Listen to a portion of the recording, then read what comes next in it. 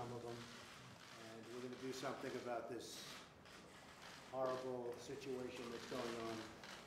We're going to all figure that together. So I want to listen, and then after I listen, we're going to get things done. I thought we'd start off. Pastor, if you could possibly say the prayer, would be appreciated. Thank you. Our Father who art in heaven, hallowed be your name. Your kingdom come, your will be done on earth as it is in heaven. We thank you for this day that you have given us. And Father, we just know that the things that have happened here in America, that there's something that you have planned, and it's going to be a great one. Because we're going to get America back on track where it needs to be with our children, with our adults, everybody that's involved. And Father, I ask you right now that you would send your Holy Spirit that would comfort us through this time. And you said you would send him. And right now we embrace him. For your word is clearly says, where 2 or 3 are gathered in your name, you are here in the midst of us. And so, Holy Spirit, we ask just to comfort the families. Comfort every one of them. And even the families that are just, that didn't lose a loved one, but know they were there at that time, comfort them also. And Father, I just ask right now in the name of Jesus Christ, we just welcome you here in this room. In Jesus' name we pray. Amen. Thank you very much, Pastor. I appreciate it. Vice President, you wanted to say, and I'd like you to say a few words, and I'd like to then introduce you to Betsy DeVos, who most of you know, and some of you have met a little while ago. Mike, what do you have to say? First off, thank you, Mr. President. I want to thank the families from Parkland, Florida, and assure you of the deepest condolences and sympathies of the First Family and our family, and of the American people. As the President said last week, the American people are united with one heart, broken for what took place. But the President called this meeting for us as much to talk about what's happened in our country over the last 20 years, and to find out from all of you gathered here, by listening, by learning, how we might ensure that this is the last time this ever happens.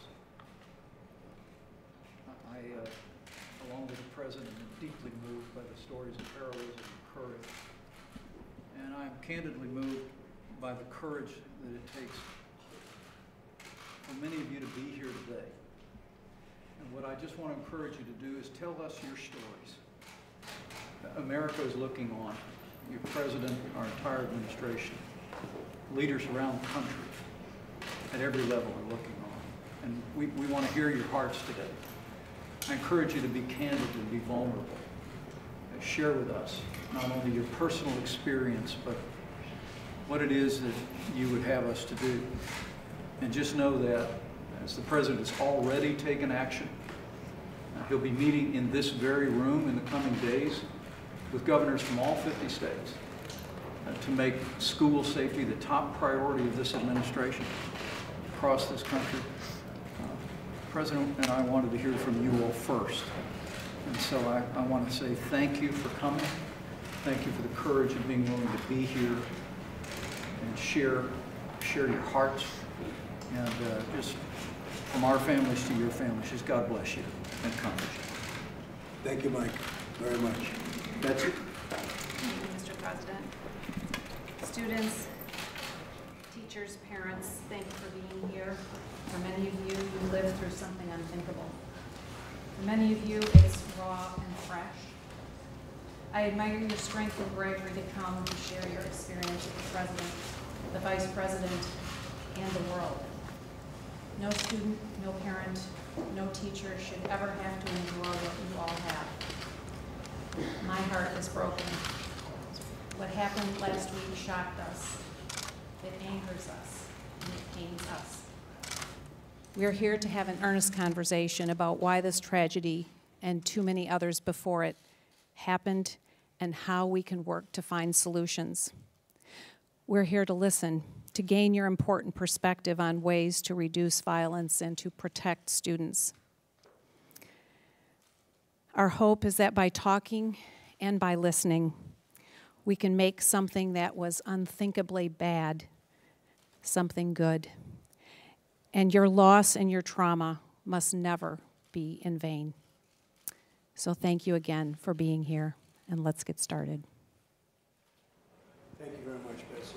And I just want to say before we really begin, because I want to hear you, but we're going to be very strong on background checks. We're going to be doing very strong background checks, very strong emphasis on the mental health of somebody, and we are going to do plenty of other things. Again, next week the governors are coming in from most of the states, and we're going to have a very serious talk about what's going on with school safety. Very important. And we're going to cover every aspect of it. There are many ideas that I have. There are many ideas that other people have. And we're going to pick out the strongest ideas, the most important ideas, the ideas that are going to work, and we're going to get them done. It's not going to be talk like it has been in the past. It's been going on too long, too many instances, and we're going to get it done. So, again, I want to thank you all for being here. And I'd like to hear your story, and I'd also like to, if you have any suggestions for the future based on this horrible experience that you've gone through, I'd love to have those ideas. All right? How about this guy with me? All right. Well, thank you, Mr. President, for having me here. My name is Julia Cordover, and I'm from Stoneman Douglas High School, and I was there during the shooting, and I'm a survivor. And I want you guys all to emphasize the point that I survived. I was lucky enough to come home from school, unlike some of my other classmates and teachers.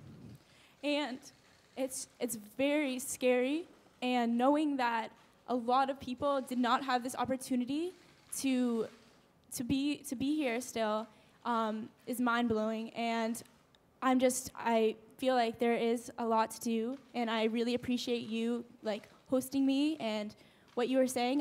I'm confident that you'll do the right thing, and I appreciate you looking at the bump stocks yesterday. That means it is definitely a step in the right direction, and I think we can all agree on that. There's definitely a lot more to go, but I am just grateful that I'm here, and we can try to work out something, maybe compromise on some solutions, so this never has to, no child, no person in this world will ever have to go something through so horrific and tragic, and my thoughts and prayers are out to everyone there, so thank you. Hello, my name is Jonathan Blank. I go to Stoneman Douglas, and I was actually in the second classroom that was shot at.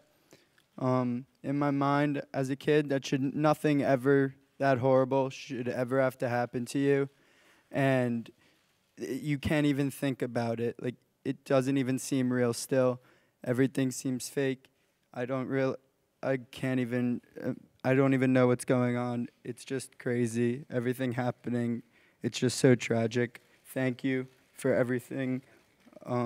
You've done a great job, and I like the direction that you're going in. Thank you. My name is Melissa Blank. Jonathan is my son. And I am a teacher's aide at Westlakes Middle School that was also on lockdown. So I couldn't get in touch with my son to find out if my son was alive or not. I feel for all of these families, my heart is just broken for my whole community. We're coming together. I feel for all the families who have lost, and I feel for the ones that are here, because we now have almost a guilt like I have. Why not my child? Which I feel bad saying. I'm happy that he's here with me. But I feel so bad for all of you who have lost so many. And I'm just begging for a change. We need a change.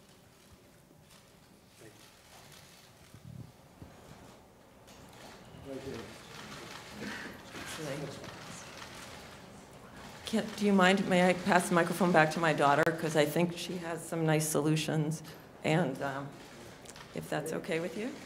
Thank you. Hi, my name is Carson Abt. I'm a junior, and I was at Marjorie Stoneman Douglas at the time of the shooting. And I know that there are a lot of different solutions that we can go through to help eradicate this issue, but one that stuck out to me was about all the drills and protocols that my teachers had to go through. They knew what to do once the code red for an active shooter was announced, but through research I found that only 32 states require drills. But of those 32 states, more than half of the counties do not go through the drills because they want to spend their resources towards something else. And I know that a bill was also passed that declared that each school has to go through one drill each month. But I know that my school, we go through fire drills every month, and we have not had our lockdown drill yet this year. And I think a change that will increase all the trainings and protocols, so if God forbid another shooting does happen, at least all the teachers will be prepared and can hopefully keep their students calm. That's great. Thank you very much. Thank you. Please.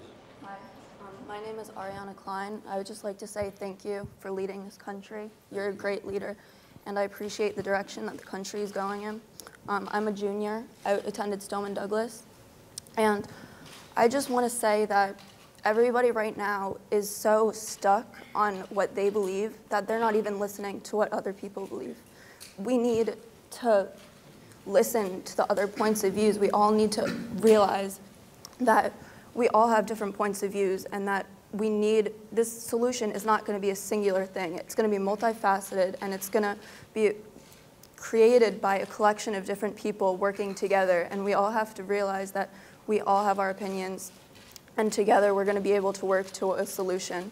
And this is not just Parkland anymore. This is America. This is every student in every city and everywhere. It's everybody. It's not small. It's everything. And I'd just like to say thank you for having us, giving us the opportunity. Appreciate it. My name's Fred Abt. I'm Carson's dad. I'm going to pass the microphone along to some of the other students. If we have a chance later on, perhaps I'll speak or other parents could speak, but I'd like the students to get their chance. Very nice. My name is Justin Gruber, and I was at the school at the time of the massacre.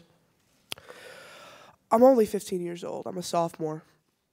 19 years ago, the first school shooting, Columbine, at Columbine High School, happened, and I was born into a world where I never got to experience safety and peace. There needs to be a significant change in this country because this has to never happen again. And people should be able to feel that when they go to school, they can be safe. And because there needs to be a change,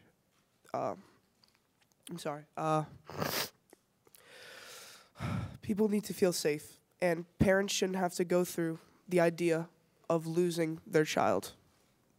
As I know, for my dad, he was panicking, and he couldn't imagine it. So that shouldn't even be a possibility. That should go through a parent's mind, and there needs to be some change.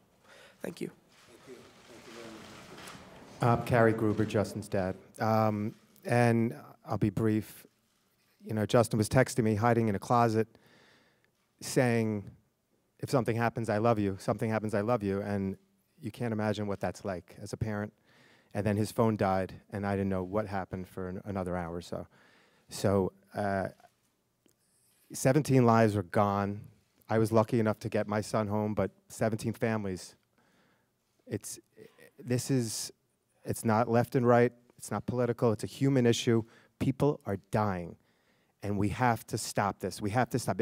If he's not old enough to buy a drink, to go and buy a beer, he should not be able to buy a gun at 18 years old. I mean, that's just common sense. We have to do common sense. Please, Mr. Trump. These are things we have to do. In Israel, you have to be 27 years old to have a gun. You're only allowed one. They tax the guns. You have to go through significant training. We got to do something about this. We cannot have our children die. This is just heartbreaking. Please. Thank you. Hi, my name is Shannon Morris. I'm a local administrator for a school in DC, and I really want to continue the conversation for our students. Hi, my name is Vielka Marcus, and I'm also a local educator here in Washington, D.C. For Friendship Public Charter Schools. So I will allow our students that are here to voice their opinions as well as give some of their ideas to do that at this time. And my condolences and my heart truly go out to not just the families that have lost children in this horrific incident that has occurred, but also to our families here in the District of Columbia that experience gun violence outside of our schools that directly impact our schools because they are our students.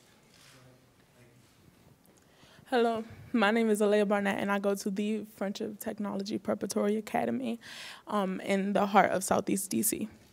My condolences to every family here that experienced the shooting and all the students that experienced that. And I'm here on behalf of my school and all of the friendship schools in DC to be able to prevent those kind of things happening at our school, because in Southeast DC, we do encounter a lot of violence and things most of the time at night, but a lot of the times it's in like the daytime too. So our schools, we do take preventative measures and everything to stop that. Like we check bags at the door and everything, and it does make us, at first we're like, no, we don't want to do this, but then we realize it's for our safety. But we wanted to make sure that it continues and that nothing can ever slip up to for these things to happen, like in school, counseling for our students who are struggling with fear and bullying. Bullying triggers emotions that will make a student want to bring like a weapon to school to protect themselves or to get revenge for a person who that did something to them. So we just want to have a lot of preventative measures to be in the schools and also outside of school to make sure that nothing can happen to us while we're in school. Hello, Mr. President. Thank you for having us. I'm Christine Hunchofsky. I'm the mayor of the city of Parkland. We have a great city. It's been one of the safest cities in America, and the fact that this happened in our city means it can happen anywhere. We are blessed that we are a very close-knit, family-oriented city, and our community is coming together. We lost 17 lives, but the ripple effects throughout the community are devastating. I have spent the last week going to funerals. Friends of mine lost their children. We have to, at some point, care enough and be strong enough to come up with solutions. And I hope we will. And if I might, I had 2 parents who lost children this past week text me some of their thoughts, if I might share them with you. Thank you. I spoke to Jennifer and Tony Montalto. They just had buried their daughter, Gina, yesterday. And their comments were, so Tony is an airline pilot, and he said he supports the Second Amendment, but he does not believe there's a need for assault rifles. He also said that the FBI, there were signs missed, and it reminded him of 9/11. So we do have to work on making sure that our protocols are in place so that people don't slip through the cracks, literally in this case. We also talked about the red flag laws. I think there's a little progress being made in Florida now on the red flag laws, which is when somebody shows signs of hurting themselves or someone else, you can take their gun away from them. Fred Guttenberg, the service for his daughter Jamie was last week on Friday, and he would like the administration to publicly acknowledge the role of guns. Now, these 2 parents talked about guns, and there are absolutely lots of areas where there's room for improvement. Lots of areas, from mental health, from teacher training. But also, part of that is also the gun issue. So it's not that it's just those and not the gun, it's all of them. And in the debate world, in the high school debate world, the kids talk about when they bring up legislation, you want to have impacts. You're not bringing up legislation that doesn't have a positive impact. And what is the positive impact of having legislation that stops assault rifles, bans assault rifles? It could save a life. And that needs to be a priority in any case. And when we talk about rights, so we have the right for free speech. But if free speech in any way endangers someone, it gets restricted. And I think I appreciate that we're coming here to listen, and I appreciate that we're coming here to look at all different perspectives, because we need action and we need to be solution-oriented. Thank you. Thank you, Mary. Appreciate it.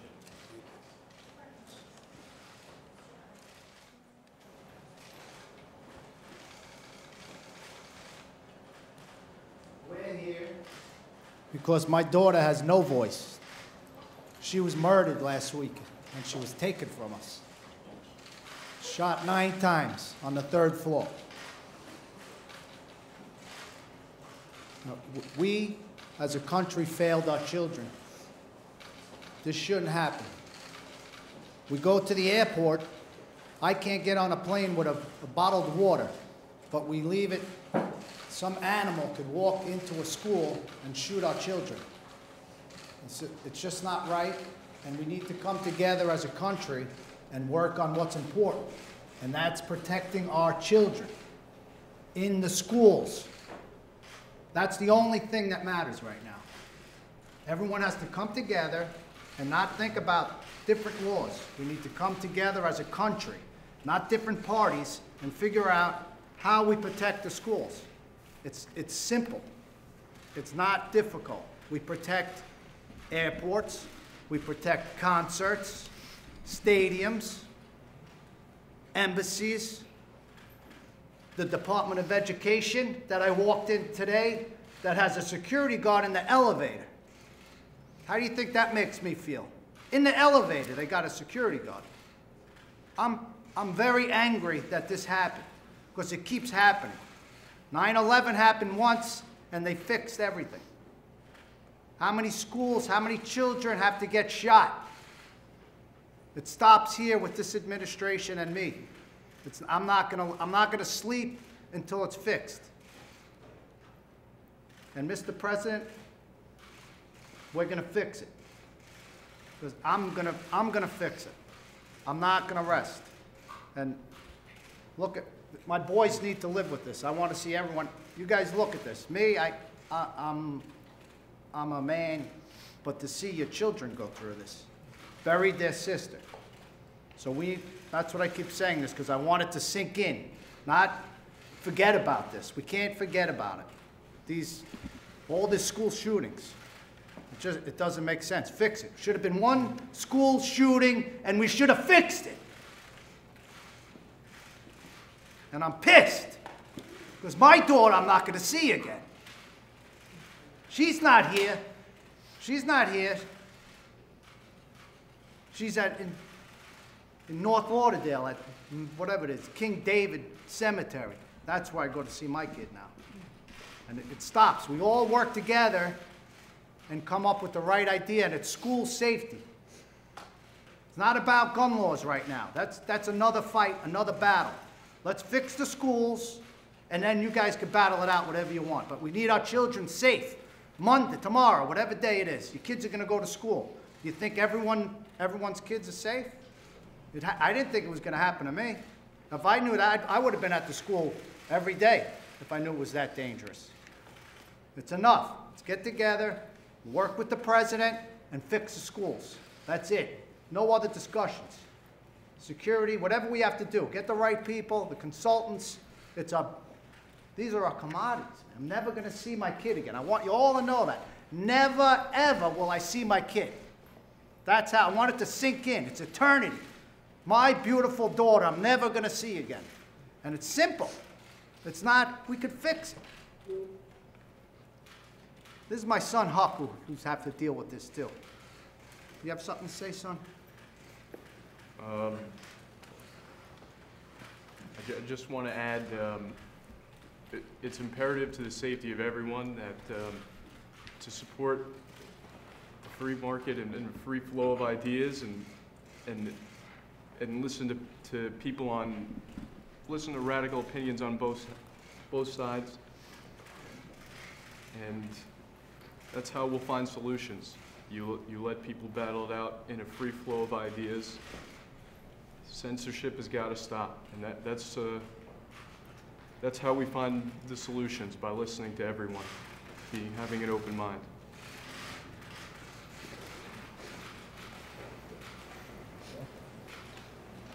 This is my son Hunter.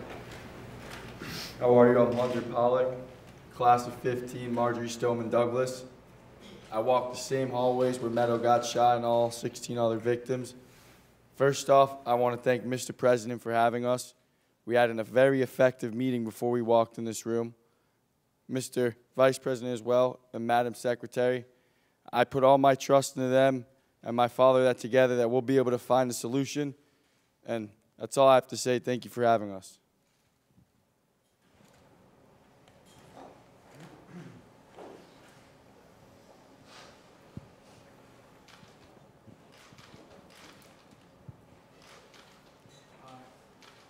My name is Sam Zeif. I'm a student from Marjorie Stoneman Douglas in Parkland. And I just want to take a second first to thank you for having me, Mr. President, Mr. Vice President, Madam Secretary. I was on the second floor in that building, texting my mom, texting my dad, texting 3 of my brothers, that I was never going to see him again. And then it occurred to me that my 14-year-old brother was directly above me in that classroom where Scott Beagle was murdered. Scott Beagle got my brother in the class. He was the last kid to get back into that class.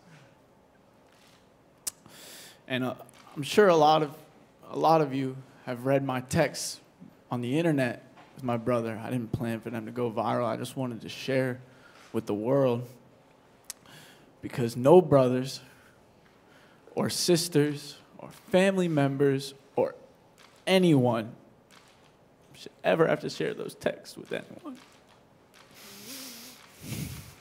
And that's why I'm here. I lost a best friend who's practically a brother. And I'm here to use my voice because I know he can't. And I know he's with me, cheering me on to be strong, but it's hard. And to feel like this, it doesn't even feel like a week. Time has stood still. To feel like this ever, I can't feel comfortable in my country knowing that people will have, ever gonna feel like this. I wanna feel safe at school. You know, senior year and junior year, they were big years for me when I turned my academics around, started connecting with teachers, and I started actually enjoying school. And now, I don't know how I'm ever gonna step foot on that place again, or go to a public park after school, or be walking anywhere. Me and my friends, we get scared when a car drives by. Anywhere. And I think I agree with Hunter and Huck and how we need to let ideas flow and get the problem solved. I don't understand. I turned 18 the day after. Woke up to the news that my best friend was gone. And I don't understand why I could still go in a store and buy a weapon of war, an AR. I was reading today that a person 20 years old walked into a store and bought an AR-15 in 5 minutes with an expired ID. How is it that easy to buy this type of weapon? How do we not stop this after Columbine, after Sandy Hook? I'm sitting with a mother that lost her son. It's still happening. In Australia, there was a shooting at a school in 1999. And, you know, after that, they took a lot of ideas, they put legislation together, and they stopped it. Can anyone here guess how many shootings there have been in the schools since then in Australia? 0. We need to do something, and that's why we're here. So let's be strong for the fallen who don't have a voice to speak anymore. And let's never let this happen again. Please, please.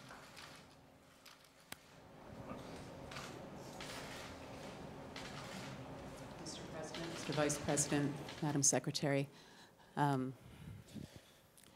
my story is far too well known. I had 2 sons who were at Sandy Hook School. My eldest, who was 8 at the time, survived, and my 6-year-old son, Dylan, did not. And I have been working tirelessly on this issue for over 5 years now. The organization that I help lead, Sandy Hook Promise, is very focused on keeping kids safe at school because no parent should go through this. Every parent who sends their kid to school should know without any question in their mind that they're going to be coming home that day. This is not a difficult issue. You're absolutely right. There are solutions, and this administration has the ability to put them in place. And after Sandy Hook, they said we wouldn't let this happen again, and yet it has continued to happen for 5 years. How many more deaths can we take as a country? How many more teenagers and 6- and 7-year-olds can we allow to die? Don't let that happen anymore on your watch. There are things that you can do right now. Mental health, you mentioned earlier. Funding for that would be very much appreciated. The Stop School Violence Act, enabling prevention programs and reporting systems in schools across America. It's already passed through the House. It's in the Senate right now. Urge swift passage of that. That can get a lot of help to schools. I absolutely agree. Since Sandy Hook, there has been an increase in school safety and security. We've invested a lot in the bricks and mortar of our schools. We've invested a lot in the security of our schools. I think we also need to focus on prevention. How do we prevent these acts from happening? How can we help identify and get help for people who are at risk of hurting themselves or others before they pick up any weapon? That's what we need to focus on by preventing these acts, and you have the ability to do that. There's legislation available to you right now. There are free training programs, such as our Know the Signs programs, available across the states. Right now, you could mandate these sorts of programs. You could ensure that schools, students, and educators are trained how to recognize these signs and to know what to do when they see them, and then to ensure that those tips are followed through. This is not difficult. These deaths are preventable. And I implore you, consider your own children. You don't want to be me. No parent does. And you have the ability to make a difference and save lives today. Please don't waste this. Thank you.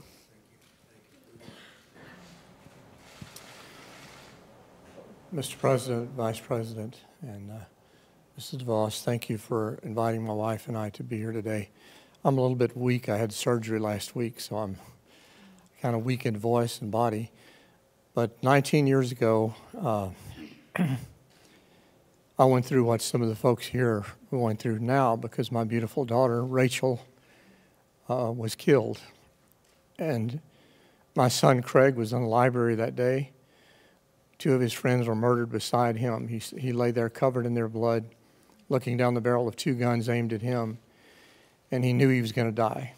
And a split second before Eric and Dylan pulled the trigger, the alarm system went off, and it distracted them, and they never came back to the table where Craig was at, or I would have lost 2 children that day at Columbine. So my heart goes out to you, sir, and to every one of you in this room that have experienced the trauma that you've gone through at Parkland. Our focus has been, my beautiful wife, the most beautiful lady in the room is right there in the blue and white blouse, Sandy. We started a program called Rachel's Challenge, and it was started a year after Rachel died.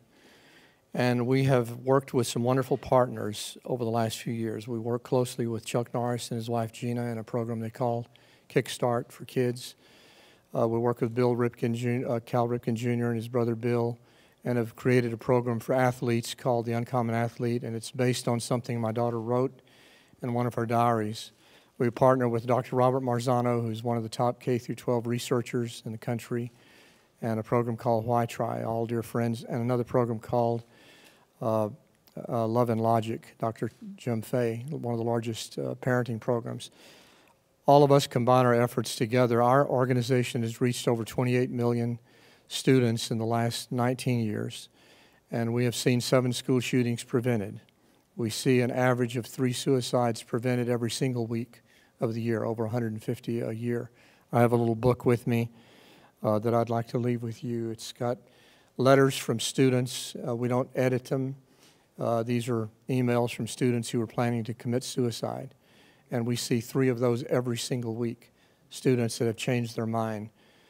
And if you don't mind, I just want to share one simple principle with you that we've learned over the years as we've worked with millions and millions of young people. And it comes from something you said last week in your speech, and it was that we must create a culture of connectedness.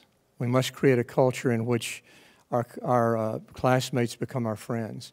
That's something we've learned how to do over the years. We have over 28 different programs, and we see children connect with one another. Every single one of these school shootings have been from young men who are disconnected, and we talk a lot about the mental health issues, but it actually goes deeper than that, because there's a lot of mentally ill children that are kind and compassionate. And so we work with those children every single day of the year, of the school year, but there's always the one with a propensity to violence. And so one of the things we have learned, and we train young people and we train teachers, that the focus must not be just on unity or diversity. Because if you focus too much on diversity, you create division. If you focus too much on unity, you'll create compromise. But if you focus on relatedness and how we can relate with one another, then you can celebrate the diversity and you can see the unity take place. I'm all for diversity, I'm all for unity, but the focus really needs to be on how can we connect. And that's something that we and our organizations have learned. One thing we have learned is how to connect students with each other, with themselves, with their teachers, and with their parents. And I would love to share more as we have a chance to do so. Thank you again for having us today.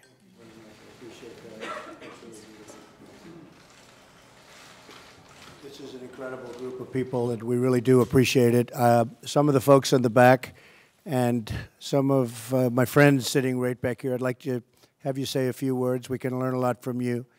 We want to learn everything we can learn, and we're going to go, starting about 2 minutes after this meeting, we're going to work. Because this is a long-term situation that we have to solve. We'll solve it together. And you've gone through extraordinary pain, and we don't want others to go through the kind of pain that you've gone through. Wouldn't be right. So would you like to say something, please?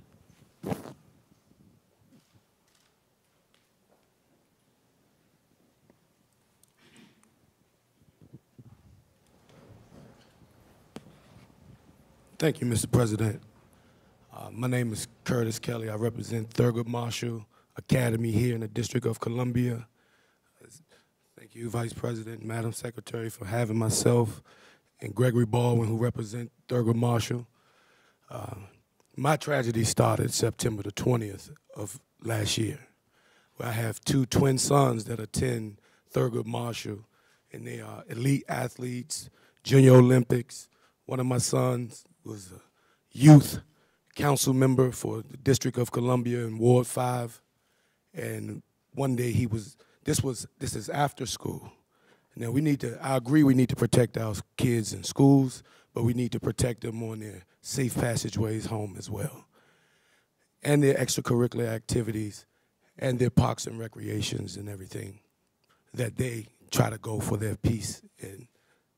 So my son Zaire Kelly went to College Bound right after school to announce that he was declaring for his college to run track and to further his education and become mayor of District of Columbia or something like that.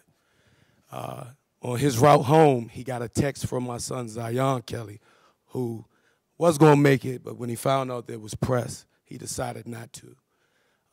Because locally we were burnt by the press. Zion is texting Zaire, watch out, there's someone in our passageway coming home. And in a split second, Zaire was just walking home, maybe from this distance to where the curtains are. He was that close to home when a thug came out to try to rob Zion. And he tried to rob Zaire. He tried to rob Zion 20 minutes earlier. Came back because he was upset. He didn't get them students. Those fast track kids, I'm going to come back and get them. He went, caught my son, got an altercation over a cell phone. Shot my son in the head, and now he's not here with us. That day I could have lost 2 sons. But the tragedy that my family have to live with after losing Zaire is I have another son that attends Thurgood Marshall. We've been taking him to all types of family counseling and therapy, and the school has been affected, the community has been affected, and the local politicians said, so what we want to do is stand up for our students in the community. Give us some solutions as to what we can do. So myself, along with Helping Hands Inc. DC, came together and got with our attorneys and everyone else and said, okay, we're going to do some research and find out what legislation can be found that can better serve to protect our students in their safety zones and their school zones. And it's been a fight because everybody show up for photo ops. All the politicians show up to say, we're going to get it done. We're going to protect our kids. But just a couple weeks later, school shooting, just like we all hearing about all these experiences at Ballou Senior High School, kid gets shot in school. Dunbar, kid gets shot in school. In our schools, on their safe passageway home, their parks and recreations, extracurricular, our students have to be protected. Our students have to be protected. One local legislator asked me, how do you define students? How would a criminal define students? You would define them after you commit a crime against them.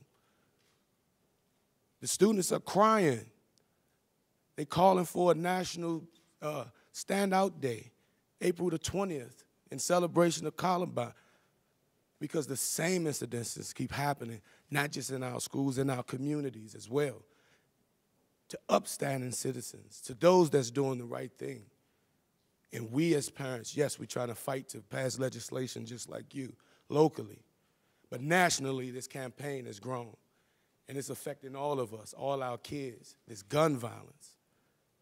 Gun violence. So I thank you. That's my story. And we're going to keep fighting, and we're going to keep trying to pass legislation, and we're going to keep fighting for our students at Thurgood Marshall and here in the District of Columbia and across America as well. Thank you very much. It's incredible. Very sad. Thank you very much.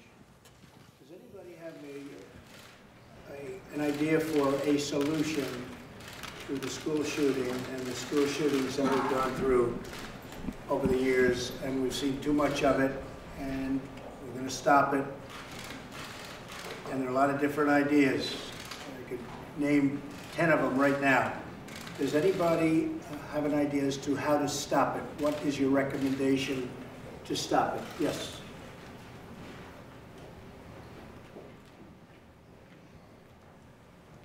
I don't know if I'm going to say something you haven't already heard.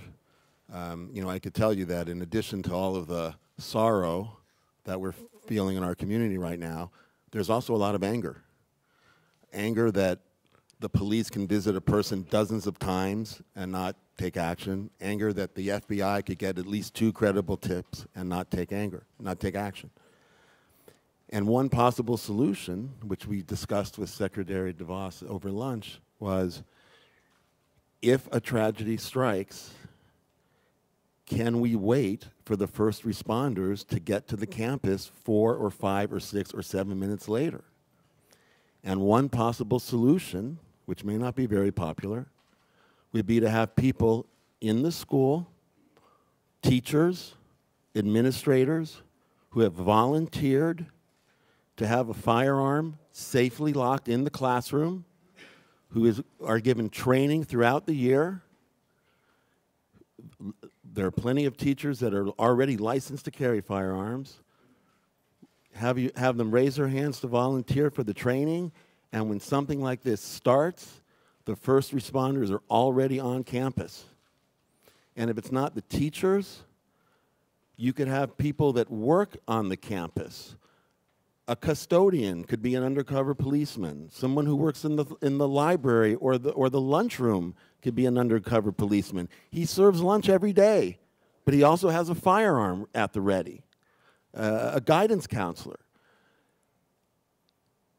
If you can't stop it from happening, and with hundreds of millions of guns out there, I don't know if it'll ever be fully stopped, but the challenge becomes, once it starts, to end it as quickly as possible. And just, unfortunately, you can't wait 5 or 6 or 7 minutes.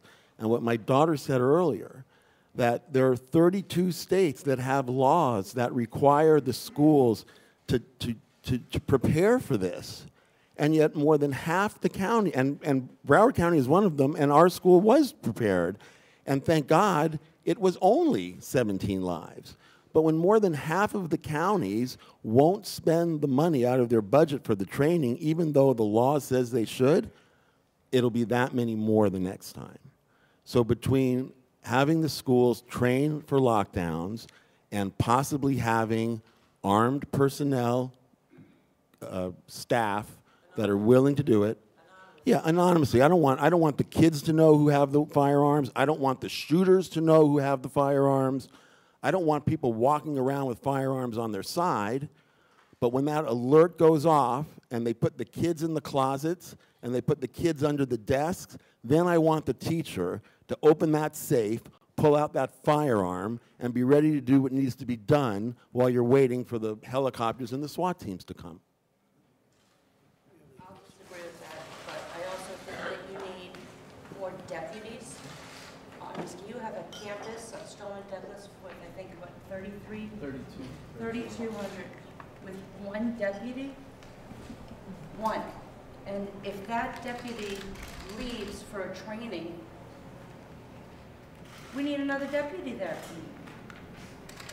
Yeah. The other thing is communication.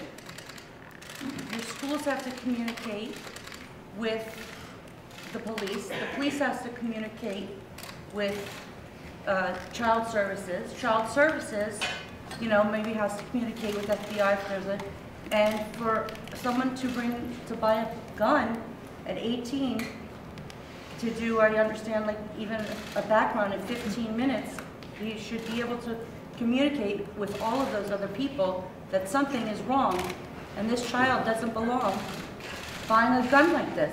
Or Mr. President?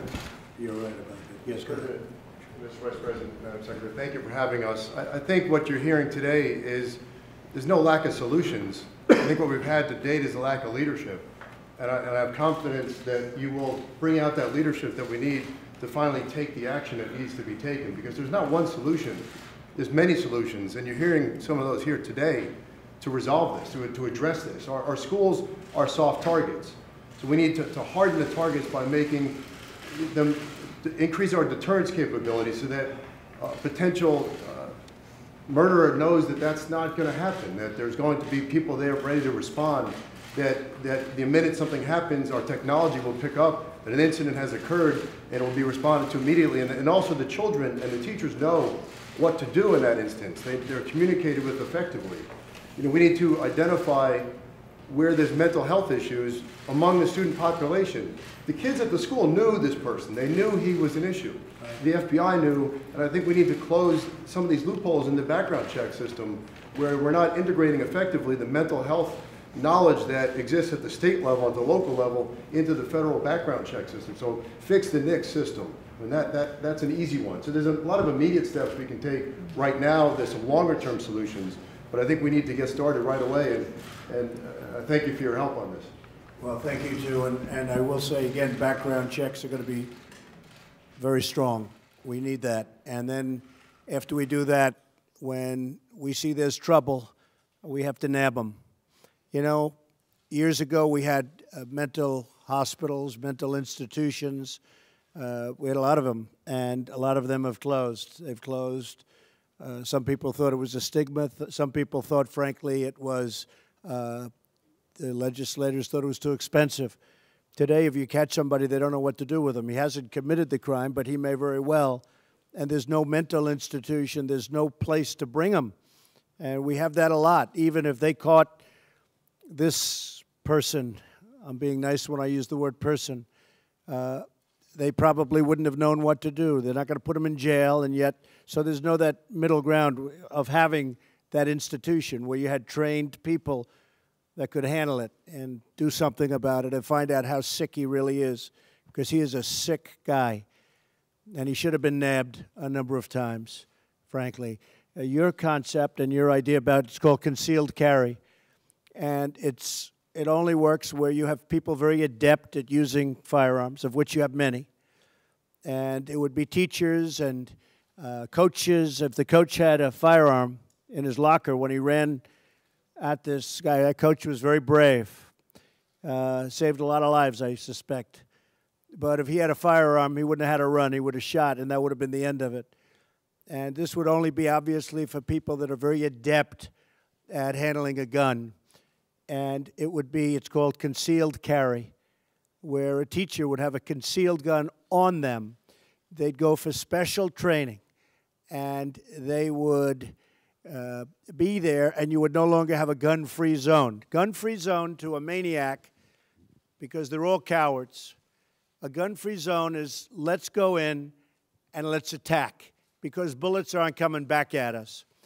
And if you do this, and a lot of people are talking about it, and it's certainly a point that we'll discuss, but concealed carry for teachers and for people of talent, of that type of talent. So let's say you had 20% of your teaching force, because that's pretty much the number. And you said it, an attack has lasted, on average, about 3 minutes. It takes 5 to 8 minutes for responders, for the police to come in. So the attack is over. If you had a teacher who was adept at firearms, they could very well end the attack very quickly. And the good thing about a suggestion like that, and we're going to be looking at it very strongly, and I think a lot of people are going to be opposed to it. I think a lot of people are going to like it. But the good thing is that you'll have a lot of people with that. You know, you can't have 100 security guards in Stoneman Douglas. That's a big school. It's a massive school with a lot of acreage to cover, a lot of floor area.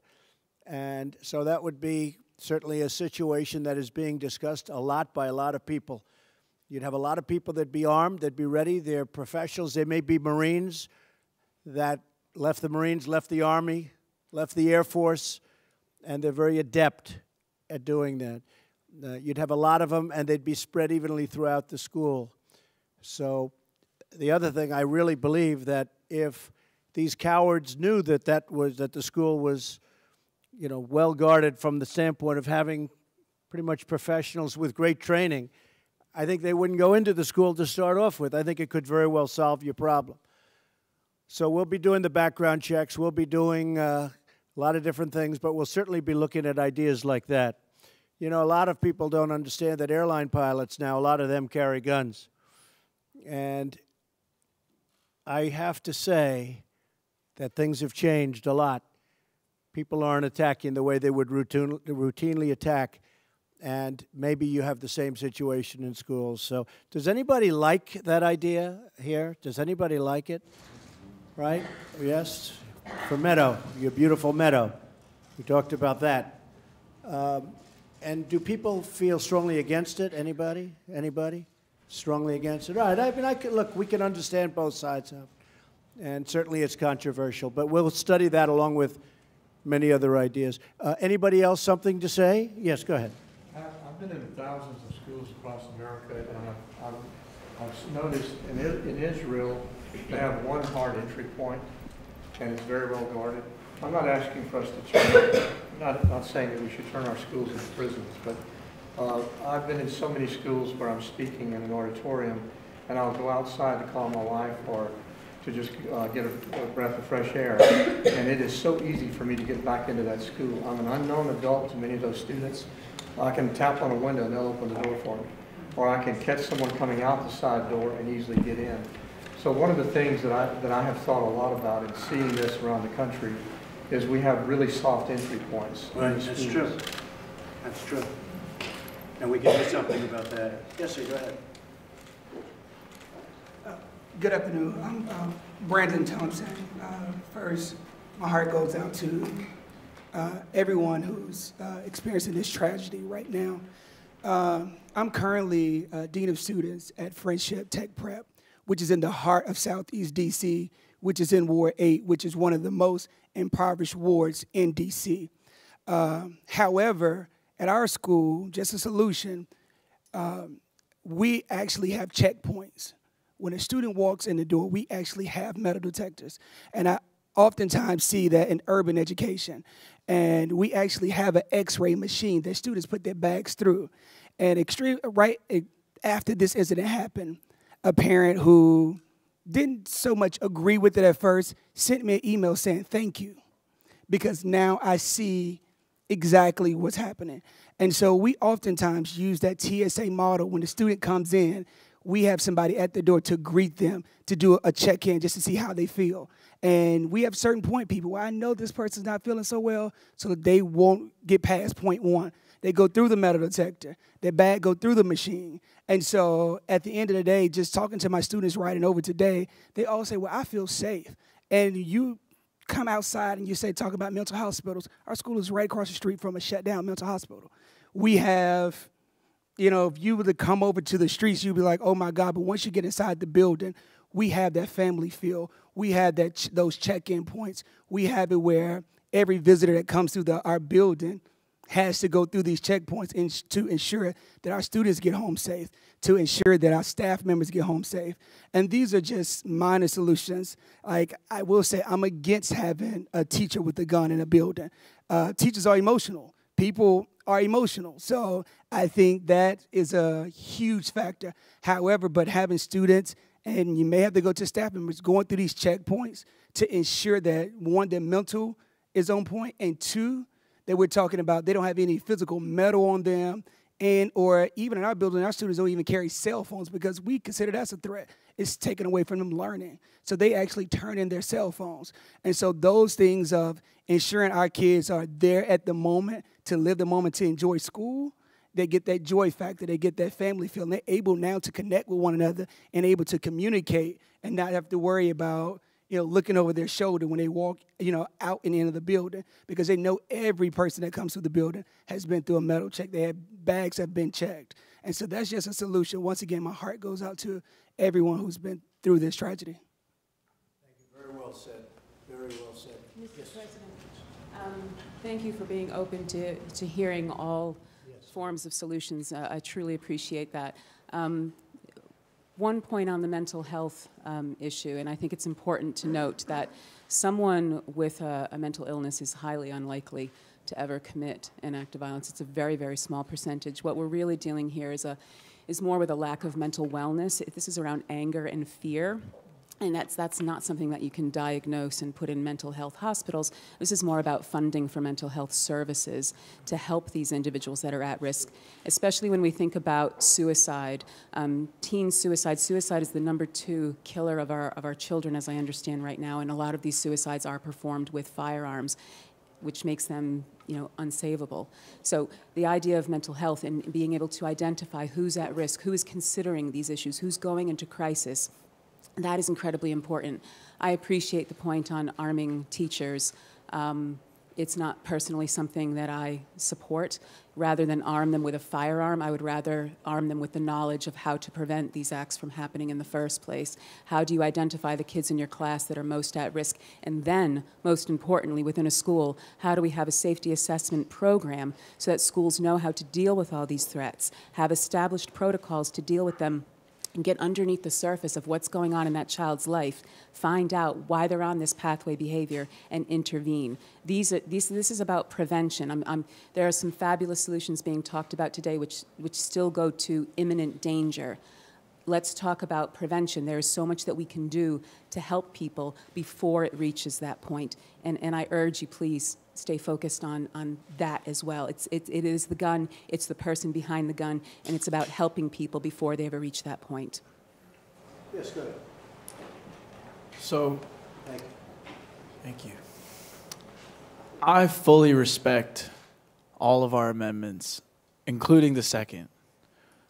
But in Maryland, they have proven that the Second Amendment does not protect these types of weapons.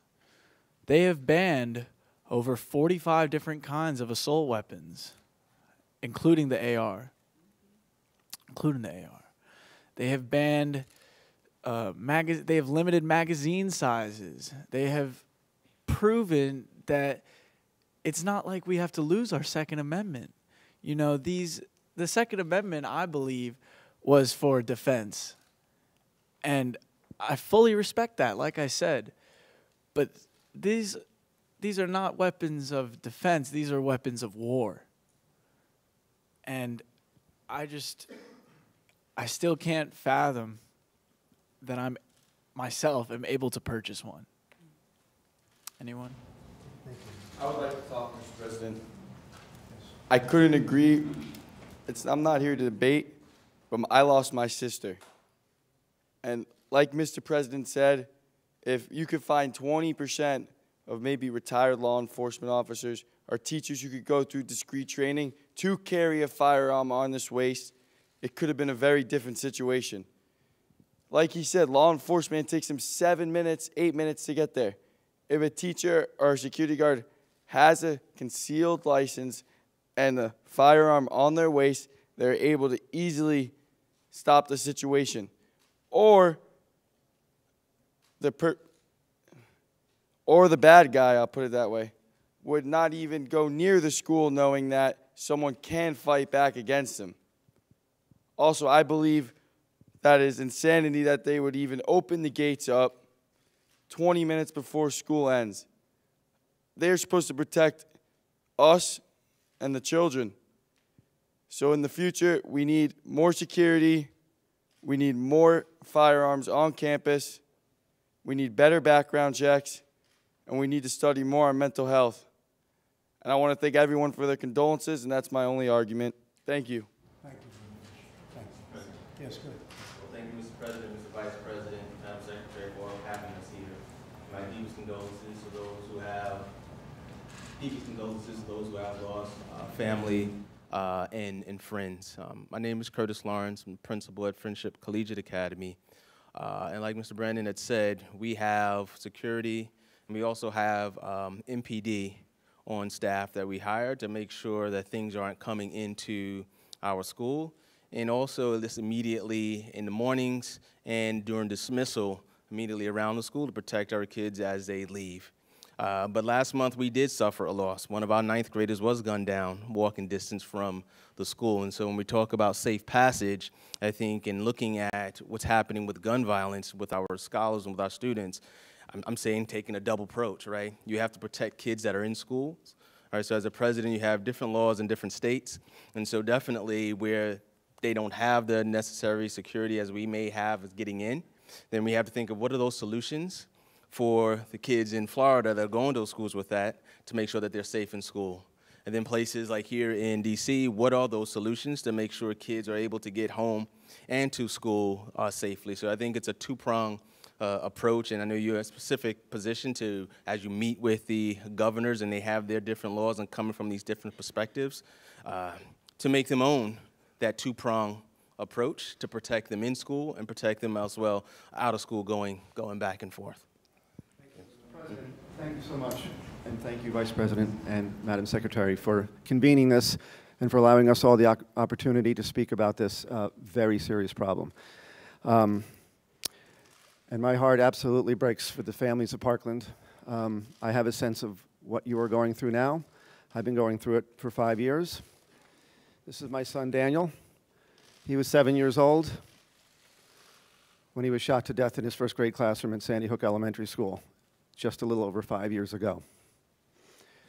My wife, Jackie, could not be here today because she's a school teacher, and she takes that job seriously and sent me as the ambassador.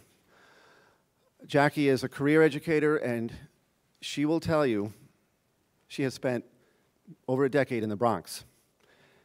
And she will tell you that school teachers have more than enough responsibilities right now than to have the awesome responsibility of lethal force to take a life. Thank you. Nobody wants to see a shootout in a school, and a deranged sociopath on his way to commit an act of murder in a school with the outcome, knowing the outcome is going to be suicide, is not going to care if there's somebody there with a gun. That's their plan anyway. I am going to build on what my friend and colleague, Nicole Hockley, said. We tried this legislative approach. I've been in this building before, many times, wringing our hands, pleading with legislators, what can we do? Until we finally said, we have to go home and do this ourselves. And we built something. Sandy Hook Promise has built something that works. We train students, and we train teachers, and we train educators with the tools how to recognize these people, and with the tools of how to intervene, and with the tools to get them to the help that they need before they pick up a gun or any other weapon and commit a horrible tragedy. It works. We don't charge for it. We're not asking for money. We've already stopped school shootings. We've already prevented suicides. We've already captured other social issues like bullying and cutting. We know that it works. We have a solution right here. We're asking for you to please help. We need to do this nationally, now. Thank you. Mr. President, I'd like to take the opportunity to thank you and the Vice President, and to thank everyone here for joining us today, for telling your stories, for sharing your perspectives, and please know that this is the beginning of a long conversation. We are committed to seeing a solution to this very, very tragic and horrible situation, and so know that our hearts will continue to be with all of the families affected here. And thank you again for being with us today. Thank you, Betsy, and thank you, Mike, and thank you, everybody, for being with us. We're going to work very hard. It's very difficult, it's very complex, but we're going to find the solution. We have been looking at this issue for a long time, too long as far as I'm concerned, and you'll be back, but you'll be back in a much more positive light. We will get there. If you have any suggestions, if you have any feelings as to what we should do, because there are many different ideas. Some, I guess, are good, some aren't good, some are very stringent, as you understand, and a lot of people think they work, and some are less so. But in addition to everything else, in addition to what we're going to do about background checks, we're going to go very strong into age. It's age of purchase, and we're also going to go very strong into the mental health aspect of what's going on. Because here was a case where it cried out. This person was sick, very sick, and people knew he was very sick. And I know law enforcement's also, I think, really learned a lot from this event. We're also going to look at the institutions. We're going to look at what you do when you find somebody like this, because again, right now we're not equipped like we were many years ago. So we're going to look at that whole aspect of what's going on. I want to thank everybody. I know you've been through a lot. Most of you have been through a lot more than you ever thought possible, more than you ever thought humanly possible. And all I can say is that we're fighting hard for you, and we will not stop. We will not stop. We're going to get there, and I just grieve for you. I feel so, it's just, to me, it could be nothing worse than what you've gone through.